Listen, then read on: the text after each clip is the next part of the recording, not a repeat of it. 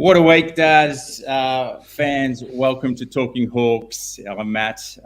Daz is here. We've got a special guest tonight, Zane Littlejohn, development coach and Box Hill coach, joining us. So we've had a bit of a ball the last few days, Daz, getting a whole lot of Hawthorn and Box Hill content out there. Excited for tonight. Sucks to lose. Good outcomes, close, lots of little good things to take away. Still hurts a bit, but mate, what do you want to give us the tour, mate? You know all the platforms that we're on. Take it out to the fans and see if we can get on board. Yeah, it's beautiful to be a part of another live stream, mate. Looking forward to this. Looking forward to chatting to Zane Littlejohn as well. I've got plenty to ask him about Box Hill, who, by the way, are flying at the moment, which is awesome. We said it in the preseason with how good our draft picks were. I'm gonna ask him about Callum Brown too, who's just flying under the radar beautifully there at Box Hill. But yeah, mate, we looked as messy in that last quarter as my office is looking right now as I tilt my head the right way. I've got the bedside drawers are stacked in the office. I got books there I haven't unpacked. It's a shambles all over the place, my friend. But yeah, you can find us obviously. You dressed, though. I was rushing, so I'm not even dressed for the occasion, so well done you. No, believe me, mate, the day that I get on camera and I'm not dressed is the day that we probably lose our following. Let me tell you, my goodness. I'll go there. But of course, mate, not only are we coming to you live from YouTube and Facebook, which, let's be honest, you should already be subscribed and following anyway, but we're on Twitter, Instagram as well. But, mate, the Talking Hawks pod, we're almost at 15,000 downloads already and nearly at 400 followers across platforms. It's simply extraordinary. And if you haven't checked out the Talking Hawks podcast, look, you're just punishing yourself at this point. The gents did an amazing job. Timmy and Liam ripped absolute PI55 out of the 6 points. They did a fantastic job. You can go check that out as well. One of the more popular ones so far this year. So the fans are connecting, mate, and it's good to be a part of this incredible Talking Hawks family, of course, connecting Hawthorn fans from all around the globe, not just to the club, but to each other. Absolutely. Different content, different platforms. So check it all out. I think, geez, we're close to 1250, Daz. We're approaching on YouTube, and we get a lot that aren't subscribed. So if that's you, just, tonight's the night. So, Daz, keen as, just to touch on a lot of things, and fans, g'day. Thanks for tuning in. It's good to see from around the country. We've got some internationals tonight. It's always nice when we get them. Look, we're going to cover off the little inner sanctum experience we had. That Box Hill opened the doors, which was amazing. Timmy was all over it, like a rash. He was everywhere, but the team really did a great job just getting around. He's done a podcast with Ned Long, who will be that'll be dropping, I believe it's tomorrow. But we're going to cover off a couple of things. We're going to start with Box Hill, I think, tonight, because with Zane Littlejohn coming on, if you haven't seen it on YouTube, we've released the match day, the inner sanctum, Talking Hawks, Gummin View, going to Box Hill, City Oval, through the eyes of Talking Hawks. Now, the club was incredibly generous and opened up the opportunity on YouTube. Check it out. We were able to interview a lot of the players and the coaches, rubbing shoulders. We were in close and personal, and it was quite amazing. So if you haven't got along to Box Hill, they've got another game there this week, and I'm sure Zane will tell us all about that. But really fascinating talking to Colo, a lot of the Hawthorn players, and Zane, Colo, and there's a few others in that development group, in terms of coaching group. We see so much young talent there at Box Hill. It's phenomenal. So, mate, we might even just cross over now, because we've got someone that's arrived a little bit early, Mr. Punctual. I like it. Zane, welcome, Zane. How are you? Going well, guys. Thanks for having me. Excellent. That's right, mate. We just appreciate someone that rocks up on time. This is extraordinary. I'm not sure what to do with myself at the moment. We've had a ball with you and your crew on the weekend, Zane. So, look, you just quietly flying. We're going to keep pumping up the tyres for not just the boys out there, but your team. Quite phenomenal, watching a really well-oiled machine, and you just see it firsthand, the connection between both clubs. So clearly that's you day to day in a developmental role. But mate, take us through a little bit of the game on the weekend and what you were hoping for and what we got. Yeah, well, obviously we knew, we sort of foresee what the weather was going to be like earlier in the week. We sort of did our forecast check, which we always sort of do, and there was always the glimmer of hope that maybe it wasn't going to be so wet, so we could play a really exciting brand of footy. But then, as I was driving to the game on the Sunday, I thought, well, why can't we still try and play an exciting brand of footy? But what the key focus we wanted to make sure we had around the day was just we wanted to be really tough and strong in the contest, which then effectively would allow us to be bold with our ball movement still, although safe-ish at times, but still bold and have some excitement in our ball movement. So we still wanted to make sure the players, because we want our guys to have fun when they play the game. We want to make sure the game's enjoyable. So, it's wet, miserable for some players and go, oh no, not this, but for some they love it and that. But so yeah, we wanted to have a real focus around, let's be tough on the day, let's be really disciplined with how we go about it, but let's make sure we still play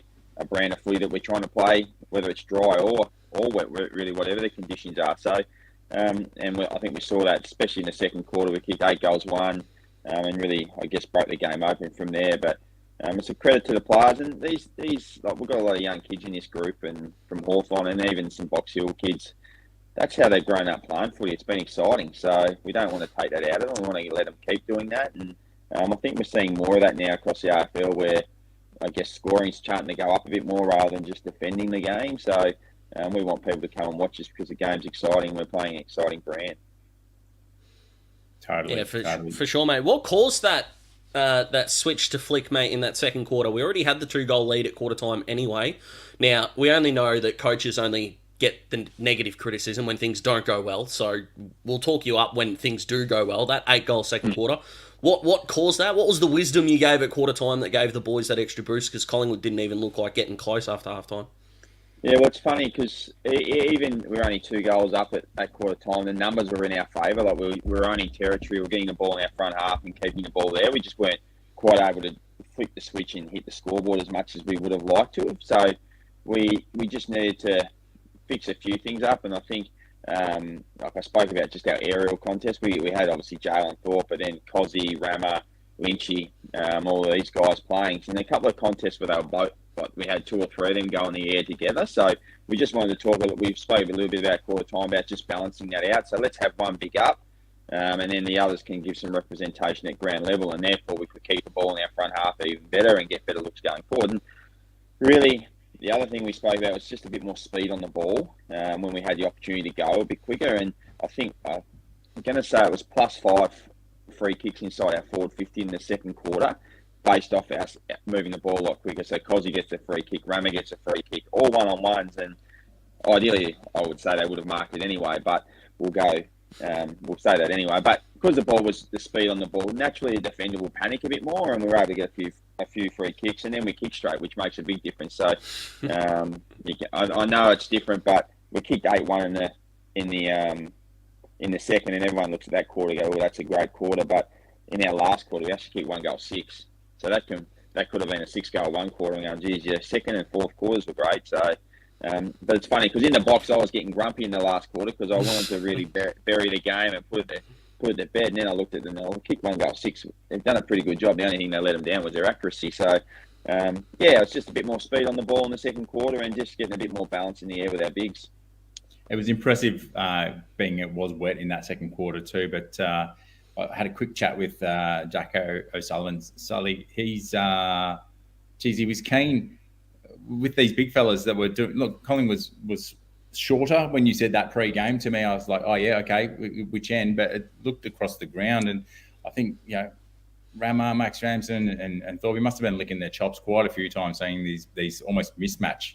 They were quite short, which could have been to their advantage in a wet day. But geez, we were clunking marks. Thorpe's hops were phenomenal. But back to Jack. Jack was just saying, he's just ready for these big boys to drop a few marks. So it was well set up, and it's amazing when the big boys do what they're meant to do. But quick one, you work with the boys at the club, Max Lynch, does he get up for the Collingwood games in particular? Do you have you got some insights for us there at all? Oh, I think so. I think there's always that extra. If you can get the extra, but obviously Max is. I think that the thing that really got Max up is he's played a really good game against Geelong and being on the MCG and been really, I guess, thinking maybe I'm in consideration to play some AFL footy. Got the feedback, some areas he needs to continue to work on and needs to be consistent and continue to do it. So I think that's the driving factor for Max is to continue to play really good footy. So if and when his opportunity comes to play AFL footy, he's ready. It's not, we've got an injury, Max, we need you to play, and he's not in the best of form. So I had a bit of a chat to him about that midweek and say, look, mate, we want to keep playing. And so when your number gets drawn, you're ready to play. But there's no doubt, even Cow Brown as well, them two, we sort of teed it up as the Lynch Brown Cup, both playing against their old team. So, so there's no doubt that probably gets them up a little bit. They know a lot of the guys they're playing against and all of that. So, it's no doubt. But he was obviously, for me, I think Max was mainly, he's being driven at the moment about continuing to play really good footy so he can try and get back in the AFL team. And I've just got one if I can, Daz. Yeah, no, go for it, mate. I had a sneaky one as well, but of course, mate, you can go first. You're the big boss. I did catch Henry Huswaite's old man at the game, and his other son was playing for Collingwood. Is there any chance the VFL can get a mid-season draft? Because if they're just going to leave some talent like that around, we're a family club. It'd be nice to get some buddies together at least at Box Hill, wouldn't it? It would be. No, I didn't, because I didn't realise Campbell was playing at I knew he had played. I didn't realise he was playing there again. And Henry and Campbell actually played against each other last year in the Henry played in the AIS game, the academy game, and they played Collingwood VFL. So that's the first time they ever played against each other. And I know Henry had penciled this in the calendar early. Cool, we're playing Collingwood. My brother's captain, so he's probably going to get picked to play for Collingwood. So I've just got to make sure I'm healthy. And unfortunately, he gets concussed in the Geelong game and misses. So, but yeah, look, he had a great game, Campbell, and played really well and caused us a few little headaches there at some stages.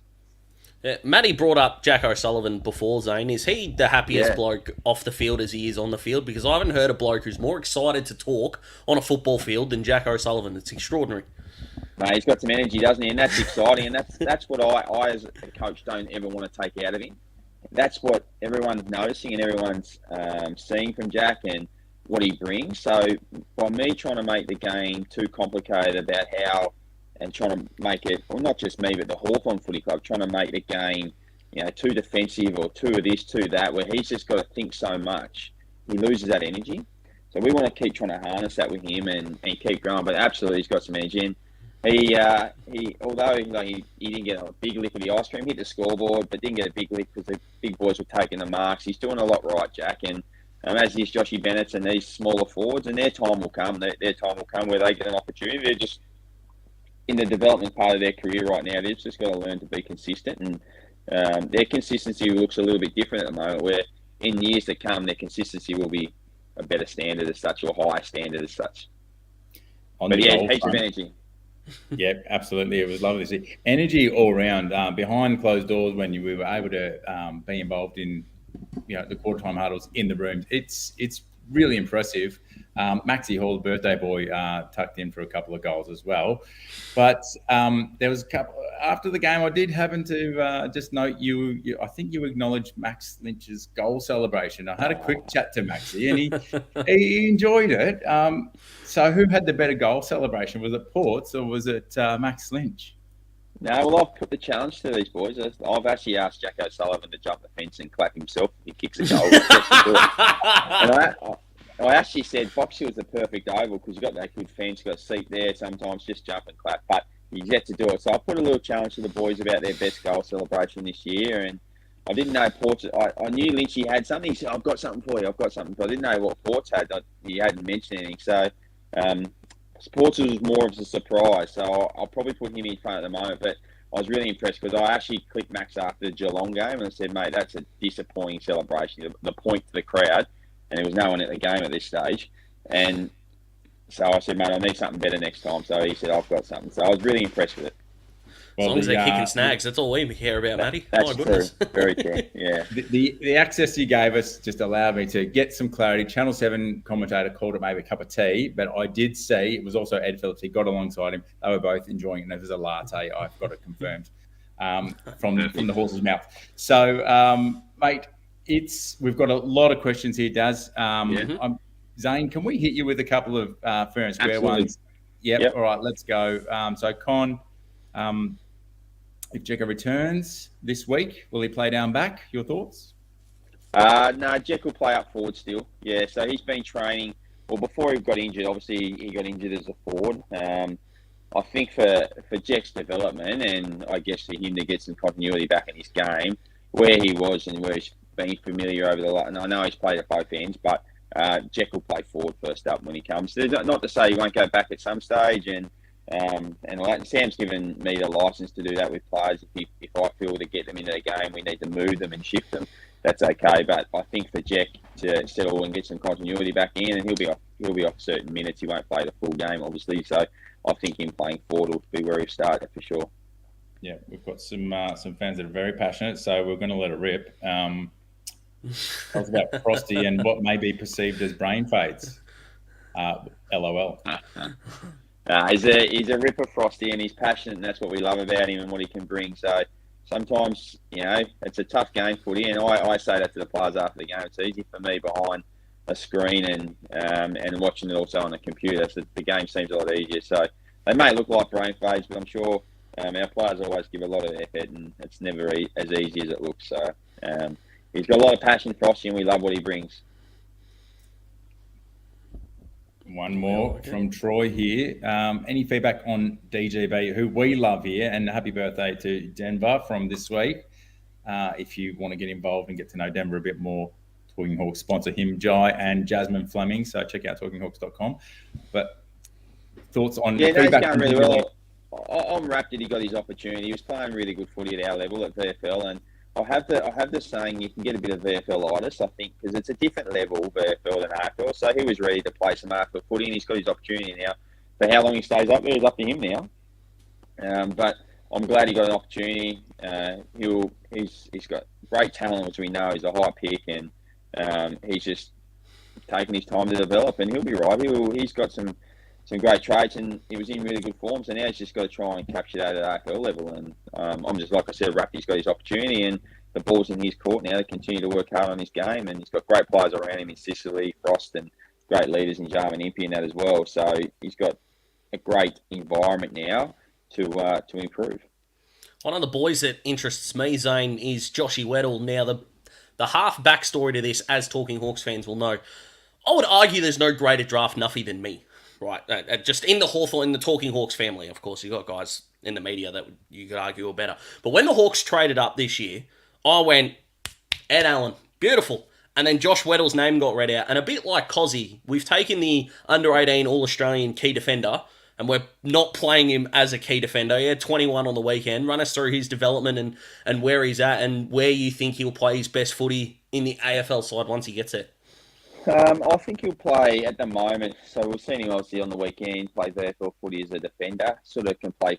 The beauty about Josh, he can play a variety of roles. He can play taller. So Sydney round 1 VFL, he's playing against an Aaron Francis, taller sort of key post. This week he played some tall post as well, but also played a lot smaller. So more of that running halfback, and we saw him harness that. So I think that's potentially for Josh moving forward will be his spot.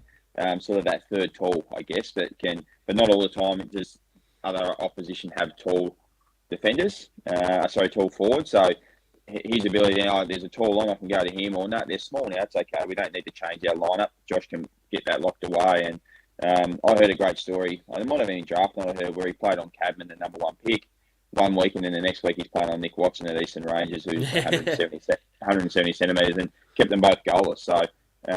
That's the type of player he is. So I think we'll see him.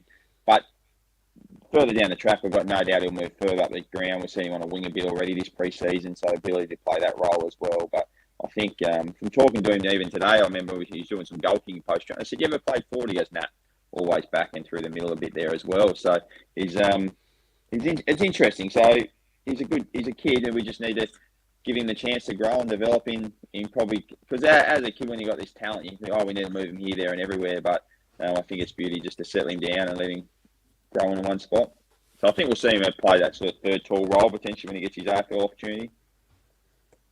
Beautiful. Couple of comments here on Seamus, who you've seen a little bit of and got the promotion, which was brilliant. Can you give us a few insights on Seamus and how he felt after the game, and if you've caught up with all of that in the last couple of days? Wrapped for him, mate. I haven't, to be honest with you, I haven't seen him play a bad game yet. For me, at this footy, since I've got the footy club. So around our first practice game against Geelong, he's had high 30s, and then he's just continued to turn up and play really good footy, which is exciting. And I was wrapped when he got his opportunity, and obviously I've got to report back to Sam each week on how the AFL players have gone, and I just kept, promoting him and saying how well he's been going. So that's a great reward, and I tell our Box Hill coaches this, who are part-time coaches, that they should get reward in that as well. They should see some real gratitude for that, because it's the work they're doing with the match day, obviously not through the week, but it's great reward for our program to see these players get promoted. And then, as we saw, and speaking to Seamus through the week, he really enjoyed the opportunity and all that, but he performed really well. Like, for a guy on his debut, and I think it was one of our kicking goals in the last quarter. He kicks it in, sets it up, goes again, doubles up with the play. So he looked at home, which was really nice and really exciting. And his GPS numbers look really good, where he was able to use his speed. So it's exciting for Seamus, and it just shows that hard work will pay off. You just got to stick fat with it and believe in the process. The zip, the speed that he's got, observing him at Box Hill, just like quite a few times, it turned the heads, and it's lovely seeing it at the AFL level too, and he's backing himself in. He's tough for a light bloke as well. Yeah, he's tough, and that's the beauty of how Sam and the coaches are trying to coach at Hawthorn, as well as we are obviously at Box Hill, is let the players harness their weapons. That's what he's got. Let him do it. Let's not pigeonhole him and make him have to play a certain way. Let's let him do what he does best, and that's use his speed. Yeah. Yeah, I like it. How much does the mid-season draft not affect you, Zane? Obviously, you haven't had to go through one yet, but a guy like Cal Brown might be looked at by other clubs. Another 36 on the weekend would be a huge loss if he was to depart. Is there a little selfish part of you that hopes the closer we get to the mid-season draft, maybe the more team-oriented we get, rather than blokes standing out so much, so you can keep the core of this group? Obviously, fourth on the ladder, but you've played one less game than I think two of the teams above you in Gold Coast and Casey. Yeah, no, look, I said to Cal when I spoke to him about recruiting to the footy club, my role for Cal and my responsibility and my relationship with Cal is getting drafted, whether it's mid-season or whether it's end of the year. That's what he wants, to be drafted, and that's what I'm here to help him do. And as his coach, that's that's selfish for me to think, I want him to keep him all year, and I'd love to, and I hope the Hawks draft him if that's the case, and then we might get to see him and he'd be qualified by that stage to play the AFL finals for us if he does. But no, look, it's a great reward again for the program if he can get picked up. But I reckon there'd be half the 18 clubs would know Callum Brown and have them on his draft board for have him on their draft board mid-year. It's just whether he's the right fit for them at that time, and who's got the picks. All of that stuff, and then what they need, I guess, is he's shown the ability now to play midfield and halfback, so that's really exciting. Yeah, if the Saints keep getting midfield injuries, we're in trouble. Yeah, exactly, but we are. But look, and then he could be playing against us the next week at Sandy, so that's just that's the nature of the business, and that's what I think the VFL programs offer. But you hope that it goes the right way for him, and it turns out all right for Box Hill as well. And this week, mate, just one more, Matty, before I'll let you jump back in. Coburg this week. Now, you'll never admit this, Zane, but they're going like a busted at the moment. They're last on the ladder. Their percentage is under 50. Now, we don't need to remind any Hawthorn fans about what happened against Freo in 2001, who hadn't won a game, got to Marvel at that point, I think it was still Colonial Stadium, and beat us when we were fourth. How do we avoid something like that happening, and how much of it is between the players' ears to ensure that we don't, frankly, get embarrassed on the weekend? Well, that's the beauty about my role and how lucky I am. Is Cow Porter spoke at training last night. He said, guys, we can't be complacent this week.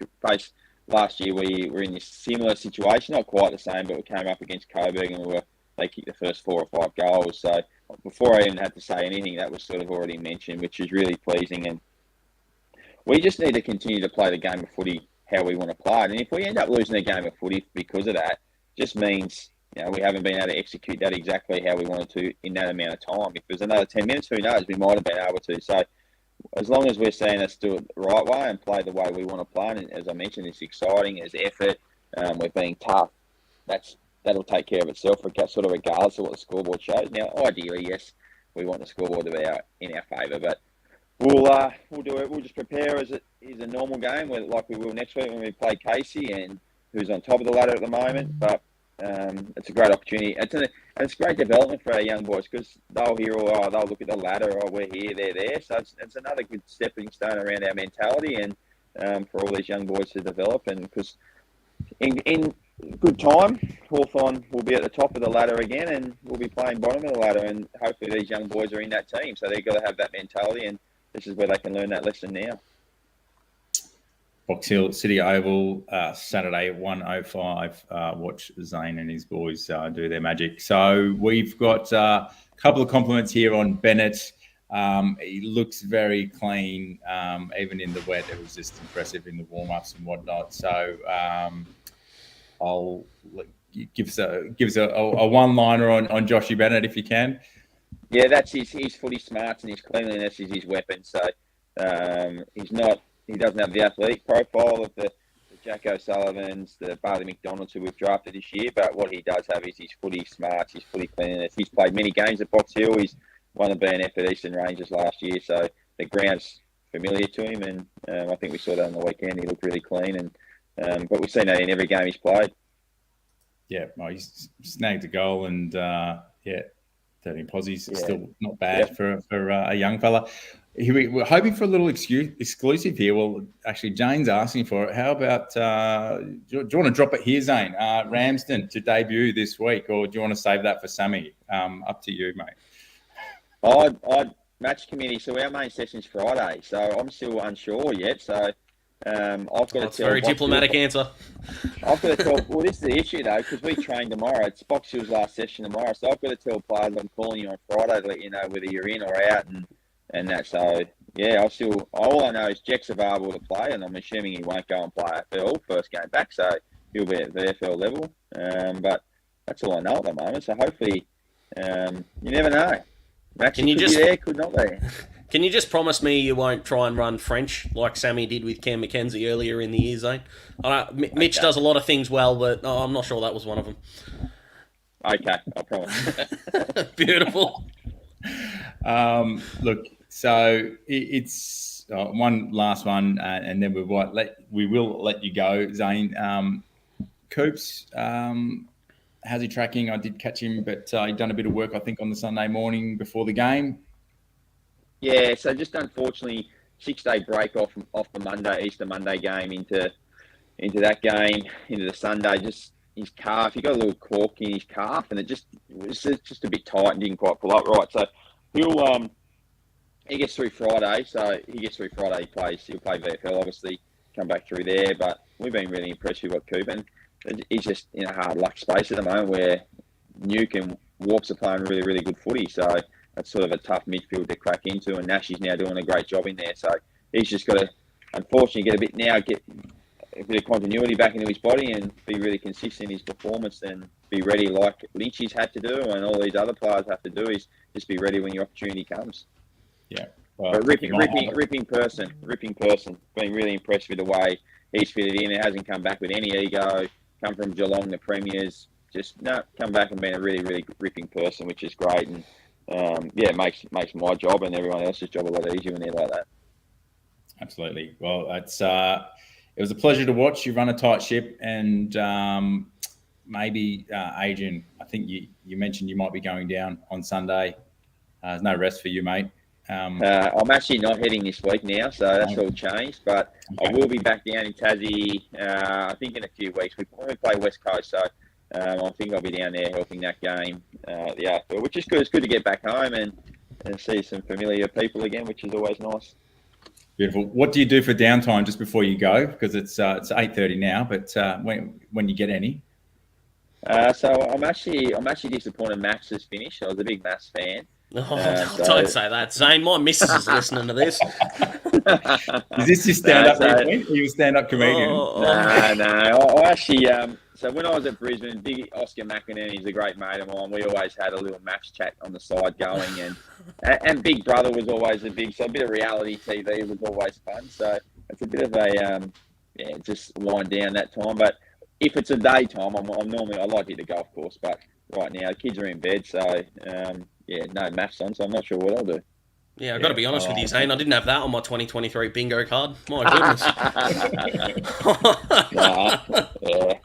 I think it's just because I don't have to think. I can just watch and try and switch off. But no, I don't know. It's a bit of fun. Beautiful, mate. Well, next time you do that, enjoy. And until we see you again, good luck. And Hawks fans should get around this bloke and his team and the development job that you, Colo, and the other coaches in there are doing is fantastic. So thanks for letting us in on Sunday. Just go on.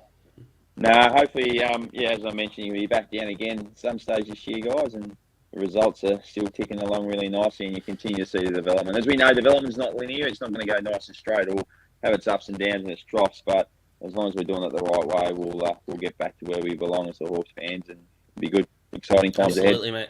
Thank you very much for jumping on, and we'll hopefully talk very soon. Cheers, guys. Talk soon. Thanks, mate. Thanks, mate. See ya. Bye. Well, fans, there you go. Maths, Matty. Brilliant access from the club.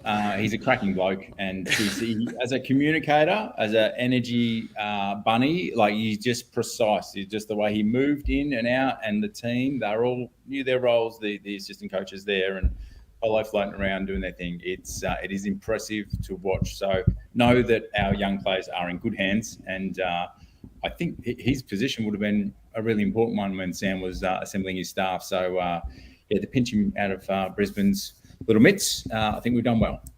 Absolutely, we have, mate. But maths, wow, my goodness.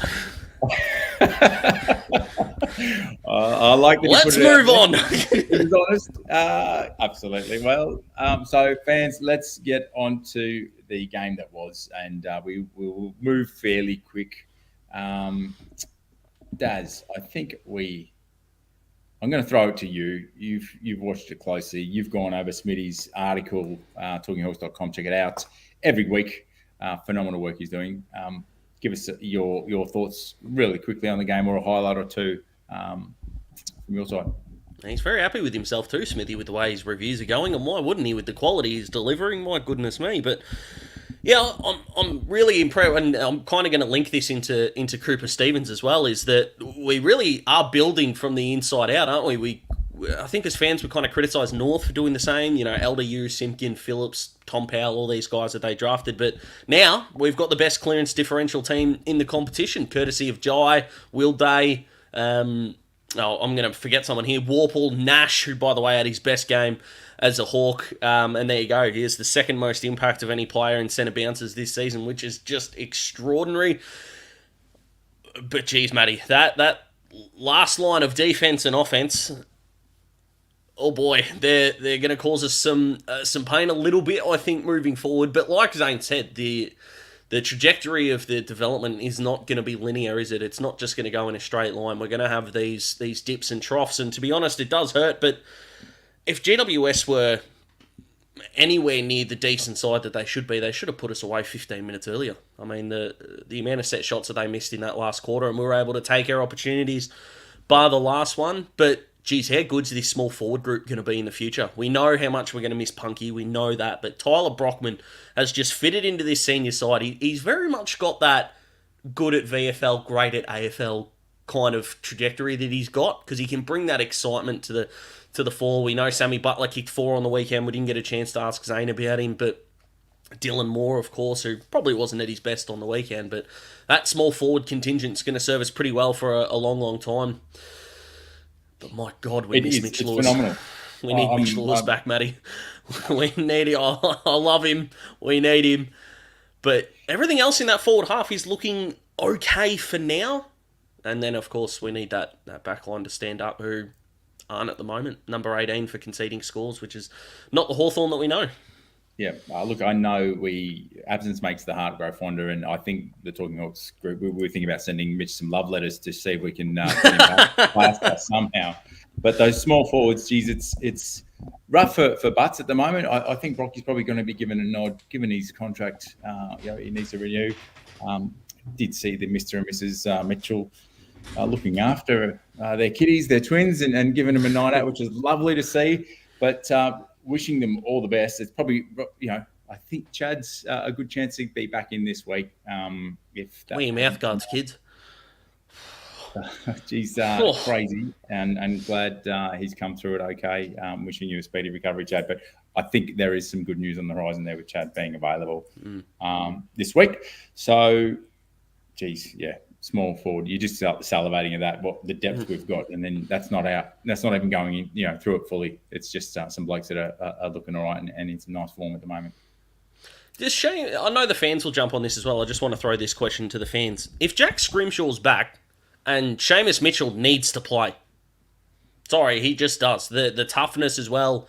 We know Dimmer's probably going to play on the resting forward pocket in Rankin or Rochelle, because the other one will rotate through that midfield, because Laird and Dawson just about did it on their own against Carlton. But I worry about that back six mix. Could CJ miss? But when Scrimshaw's coming back, I don't think Seamus Mitchell can be the one to fall out. It's almost a competition week to week, isn't it? And you don't want to drop someone just from one little bit. If you do catch the Box Hill in a Sanctum video we did on YouTube, it was great hearing Lachie Bramble, really honest. He, for mine, was playing really well. And he talked about that, and going back to Box Hill to rack up quite a few. And he played a different role there. But it's just the reality of, I guess, a team when you're trying to build a lot of talent, bring them through together, there's going to be a lot of competition. So, different thoughts here on what's coming out. Does Impey miss? Question here. We'll get into the game shortly, but let's quick one. Favourite moment from you from the game? Geez, it's a good question. I think Fergus Green's 40-metre boundary. That set. I know set shots aren't sexy, Matt. We've talked about this.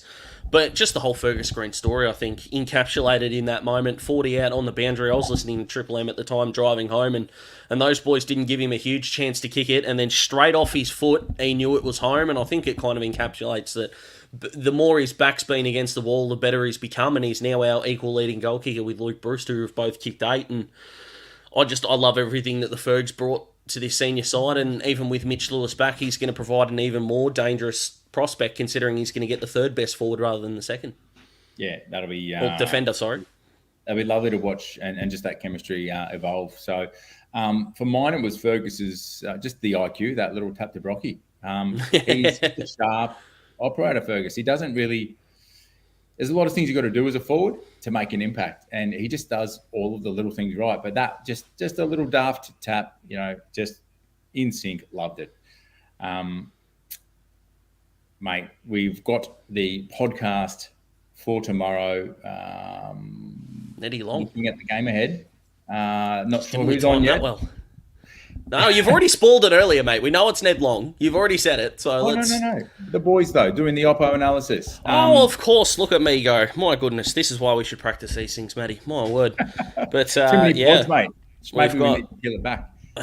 No, absolutely not. The fans aren't going to let us do that. But, yeah, two of the boys, we'll have a sit down and we'll discuss the Crows in length. What a start to the year they've had, and what a scary first quarter that was against the Blues. Holy moly. I was watching it at home, and you were almost giddy even as a footy fan watching that, and then looking at the fixture and went, oh, we're next, are we? Oh, excellent. Great. We're catching them at a good time.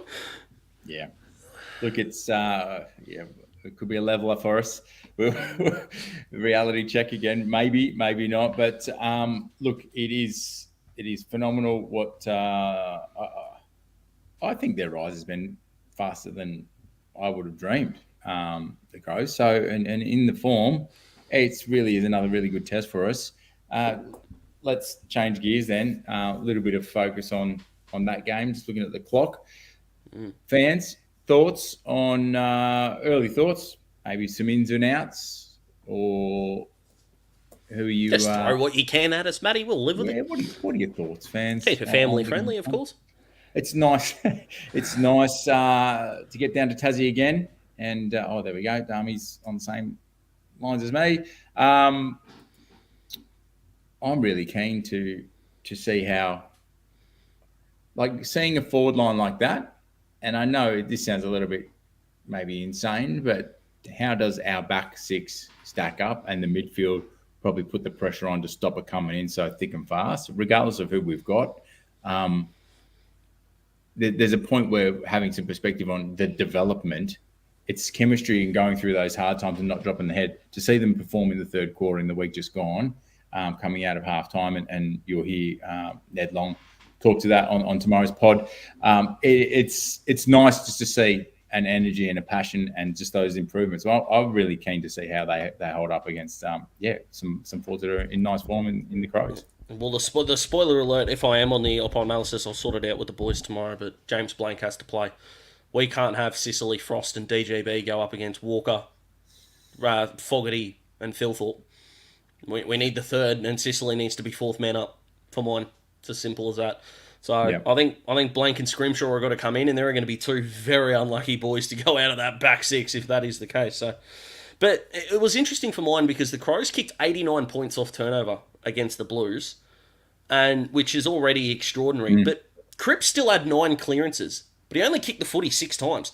What I'm really liking from this Hawthorn midfield is we are getting clearances via kicking the footy. Yep. Yeah. Whether it's going to hand or not, but we're not really turning the ball over in our forward 50 from clearance, which is awesome, and the best way to put any back six under pressure. I'd nearly tip us if we had Mitch Lewis, but I'm not sure if I can at this point in time before we know anything about teams or squads or anything like that. Yep. Oh. We'll see. I think that is a chance. Maxi coming in, great attitude. Weather might come into it. Don't know what the forecast may be, but they're both going to be putting on some good pressure. So, Brooke, you can't. Come on, man. But maybe. Hopefully not. 1 week in and out. Look, it's going to be matchup based, I think, and there's going to be some tough calls for some of our boys at times. I think it would be horrific for Denver's evolution if he's one week in, 1 week out. Yeah, he got beaten on the weekend, and they took 12 marks inside 50, 9 of them by Hogan and Himmelberg. But geez, if we're gonna give him a chance, which we should, it's got to be for more than a week, I think. You like this one, mate? and McKenzie out. Well, then who's the sub? Well, interesting. Mac. Hit us up. Well, Mac was the sub last week, so I mean he could be the sub again, but we'd need someone from the 22 to come in. Oh, sorry. Ramsden as well. Look, I think he will be fascinating. If you haven't seen some of the little shorts, the interview, sees himself probably coming in as a forward, and interesting. He does practice as a forward under Newman, and does also then working with Hale, who I actually hadn't heard the nickname, but he's David Hale, called Storm. So there you go. It's it'll be interesting to see, like, because right now you could actually use a marking forward, but you're going to have to look at matchups, and we will see. Yeah, Thank you, Adrian. Nick Murray and Jordan Butts. I know that they're probably the most generic looking people, and what I mean by that is they could walk down the street and no one would recognise them. In Adelaide, let alone in Melbourne, have been awesome. So, assuming Lingard does not get on CJ sub. I like that. I like that a lot. CJ is the sub. You talk fresh legs. Yes, please. It'd be interesting. Get the great man involved. How that would work. Jeez, he's going to set some land speed records, I reckon, if we do that. So, it's true. Jacoby's just, at times it's coming in. We'll see him keep developing there. And took Jacob Wiedering 4 years, guys. Let's just remember that. Yeah. I'm going to go right back up to the top. There was one question because I thought it was a cracker around. Here we go. All right. Interested in your thoughts. I'm going to throw to you, Daz. Well, neither of them were free agents. So I understand what you mean, though. They did give up 2 first-round picks for those guys. I think they gave up 19 for Dawson. And they definitely gave up pick 5 for Rankin, because Gold Coast drafted Bailey Humphrey, the only guy they drafted last year. So I don't think we're trading out a first-round pick for a couple of years. So I think still 2 more. 2 more. There you go. Harley, and if we finish on the bottom, we're not trading out pick 1. We'll take Harley, and we'll get Will McCabe in that first round as well. We know how bad like Sydney and Collingwood and stuff are. We're going to need a tall forward or defender. We'll bid on him early, so even if he's not projected in that area, I think like last year, we'll get him there. So that'll be our first round this year, and then we might look at the year after that. Who knows? Yeah. Sounds realistic to me. So, mate, I think we will wrap it up. Would love a few more of you fans that may look to want a little bit more inside access to the club through our player sponsorship of Denver Jai and Jazz Fleming. I'd love to get on board with a couple of Box Hill players too. If you're interested, we've got some details on, I might even be able to show you, but go to talkinghawks.com, check out the play sponsor page. There's information there, a few experiences, taking some of the group to Bunjil for a tour, MCG tour, catered events at the G on game day, hang out with some of us if you could. Well, you're here, you're crazy enough to be with us here, so we'd love to share some of the crazy. So, but look, smaller contributions, larger contributions. We've had some generous people. We've got spots for a few more, so I'd love to have some of you involved and get behind some young guns. Parting thoughts, Daz? Mate, I'm looking forward to this. Tassie, I give us a chance in Tassie, no matter who we're playing against, whether it was Sydney in 2012 or Adelaide this week. So I hope the boys go well. And I love what Nashi said, that the boys were hurting after last week. That means that there is a real thirst to bounce back. And look, the Crows, they started their year pretty poorly in that game against the Giants in that first half against Richmond. So let's hope we can bring that form out of them, rather than the sort of the last 3.5 games in which they've been one of the better teams in the competition. But I'm looking forward to the challenge, and I'm looking forward to seeing the team as well. Looking forward to seeing who Sam Mitchell thinks is going to get us over the line against quite a tall Adelaide side. Well, my little prediction is Nash is going to have another 25-pluser, and I think something's clicking. So let's see if the big Irishman can bring it home for us. And as always, fans, thanks for joining us, and we really enjoy it. Hope you enjoy the access that we're giving you to Zane and others, and Daz, you do a phenomenal job with the team. So thank you. Till next time, fans, go Hawks. Go the Hawks.